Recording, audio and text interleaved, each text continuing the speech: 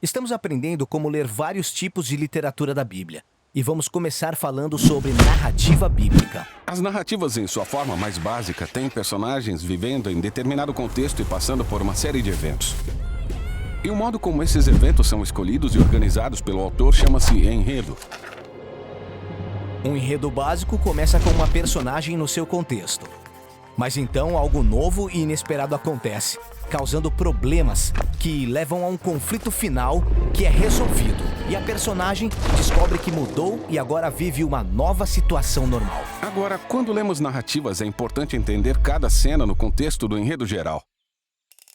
Podemos tornar uma história em outra completamente diferente se ignorarmos o seu lugar no enredo. Isso acontece quando as pessoas leem a Bíblia. Sério? Sim, veja por exemplo a história de Gideão. Há uma cena muito conhecida em que Gideão está tentando saber se Deus vai ajudá-lo a vencer uma batalha e pede um sinal a Deus. Gideão põe um pedaço de lã no chão e pede que de manhã a lã esteja molhada como orvalho, mas o chão totalmente seco. E Deus faz isso. Agora, se você olhar essa cena isoladamente, qual é o conflito? Como Gideão pode saber que terá sucesso? E o desfecho? Faça um teste com Deus, peça um sinal e descubra. Sim, e é assim que muitas pessoas leem essa história sem entender o ponto principal. Porque estão ignorando o enredo completo. É mesmo? Sim, vamos começar do início e você entenderá o contexto. A história começa com Gideão e os israelitas vivendo aterrorizados porque estão sendo oprimidos por invasores, os midianitas. Entendi. Então, há uma chamada à ação. Deus encarrega Gideão de derrotar os midianitas e salvar Israel. Essa história tá ficando muito boa. Mas Gideão tem muitas dúvidas. E ele pede a Deus que faça um truque mágico, um sinal, para que ele saiba que és tu mesmo que estás falando. E Deus se rebaixa ao nível dele e lhe dá um sinal acendendo o fogo em um altar. Então Gideão já pediu um sinal. Isso não é tudo.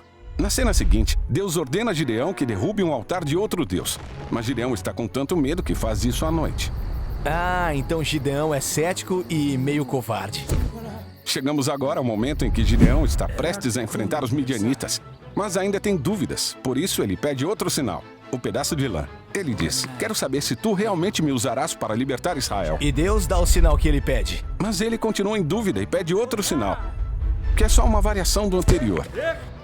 Certo, parece que Gideão está pedindo por muitos sinais. Exatamente. No contexto mais amplo, fica claro que o conflito não é como Gideão pode discernir a misteriosa vontade de Deus.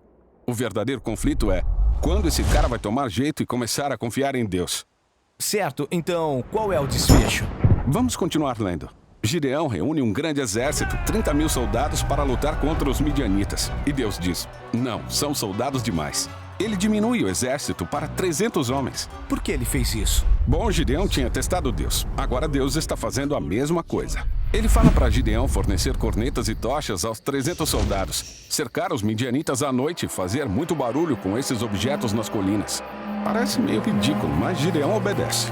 O barulho deixa os midianitas em pânico. Eles começam a atacar uns aos outros na escuridão, enquanto Gideão observa em segurança nas colinas. Então essa história não está dando dicas para o leitor de como discernir a vontade de Deus? Não. Ela mostra o compromisso de Deus de usar pessoas fracas e cheias de defeitos para fazer muito mais do que elas poderiam imaginar. Entendi. Então cenas curtas como a de Gideão com a lã são conectadas com outras cenas para formar um enredo maior. E quando seguimos a sequência de conflito e desfecho do enredo, conseguimos ver a mensagem que o autor está tentando transmitir. Agora, a história de Gideão existe junto com outras histórias, que também falam de líderes falhos e questionáveis, chamados juízes. E cada uma delas tem seu próprio enredo interno. Porém, em conjunto formam o movimento da história bíblica, o período dos juízes. E essa história tem o seu próprio enredo único. E existem muitos movimentos dentro da história da Bíblia. Exatamente. Todas as histórias pequenas, centenas delas, se encaixam no contexto de seus próprios movimentos. E esses movimentos juntos formam os blocos que constroem o enredo formidável da história da Bíblia. Então não importa a parte da Bíblia que eu esteja lendo, preciso prestar atenção em várias camadas de enredo para poder ler cada história no seu próprio contexto. Isso, a Bíblia é uma obra literária muito sofisticada. Portanto, todos esses enredos menores continuam se sobrepondo, aumentando a tensão na história. E quando olhamos para trás, podemos ver como todos eles se entrelaçam e formam uma história unificada que nos leva até Jesus.